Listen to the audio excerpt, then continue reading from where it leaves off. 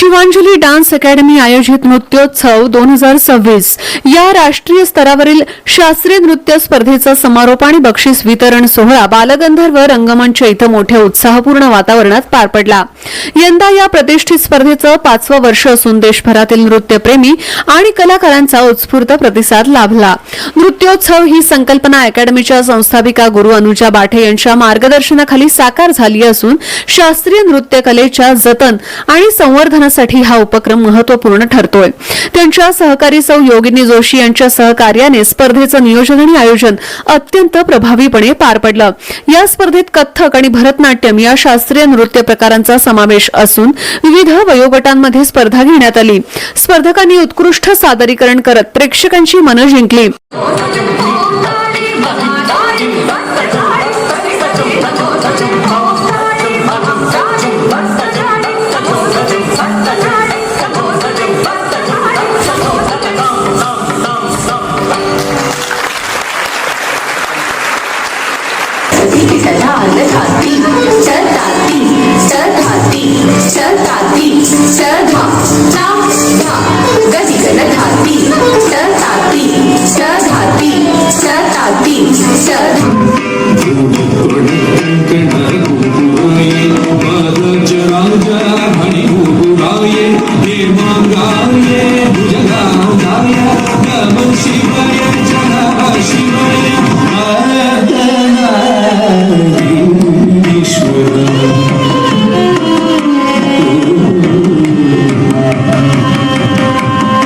पारितोषिक वितरण सोहळ्यासाठी नृत्योत्सव 2026 चे परीक्षक गुरु रेणुका टिकारे आणि श्री गौतम मराठे उपस्थित होते। त्यांच्या हस्ते विजेत्या स्पर्धकांना सन्मान चिन्ह आणि प्रमाणपत्र देऊन गौरवण्यात आलं। शास्त्रीय नृत्य कलेला राष्ट्रीय स्तरावर व्यासपीठ उपलब्ध करून देणारा नृत्योत्सव हा उपक्रम भावी कलाकारांसाठी प्रेरणादायी ठरणार असून येणाऱ्या काळातही अशा उपक्रमांद्वारे कला क्षेत्राला चालना मिळेल असा विश्वास आयोजकांनी व्यक्त केला।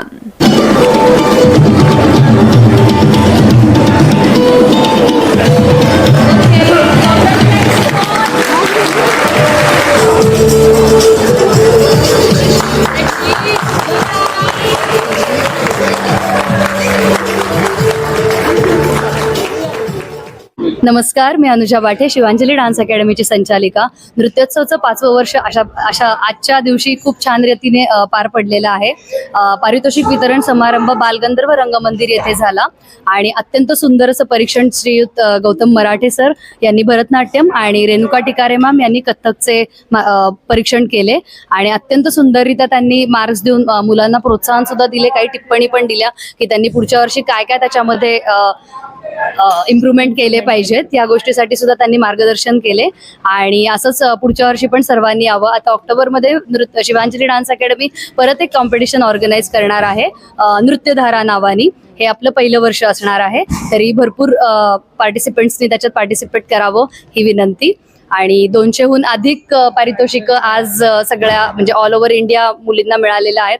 त्याबद्दल सगळं माझ्या टीमचे सुद्धा खूप खूप मनापासून धन्यवाद की त्यांनी मला खूप मदत केली, सपोर्ट केला। Thank you so much. First of all, congratulations Shivanjali Dance Academy and Anuja Bhathe, because this is their 5th year, successful 5th year, and there were more than 300 to 400 participants in this competition, and for any art form the platform is very important, and I feel it is Shivanjali Dance Academy is giving platform to every single child from sub junior category to youth. So and the organization level is like, every single year they are getting better and better. So thank you so much for organizing these competitions, and dancers should take this advantage in Pune. सगळ्या कॅटेगरीमधल्या सगळ्या विद्यार्थ्यांनी खूपच सुंदर perform केलं। हे माझं 2रं वर्ष आहे इथे जजिंगचं, त्यामुळे मला मागच्या वर्षीपेक्षा यावर्षी खूपच म्हणजे प्रगती दिसली।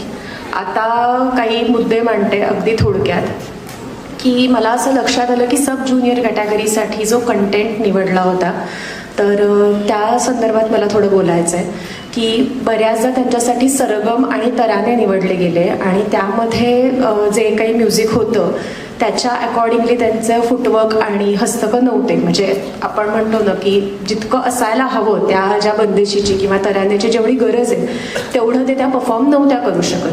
तर इथे जर त्यांचे शिक्षक गुरु आले असतील तर मला त्यांना तेवढंच सजेस्ट करायचं आहे की पुढच्या वेळेला जेव्हा सब ज्युनियर कॅटेगरीमध्ये तुम्ही तुमच्या विद्यार्थ्यांना उतरवत आहात तर आम्हाला ही कल्पना आहे की त्यांचं वय काय आहे, तर त्यांना साजेसा असा कंटेंट द्यावा.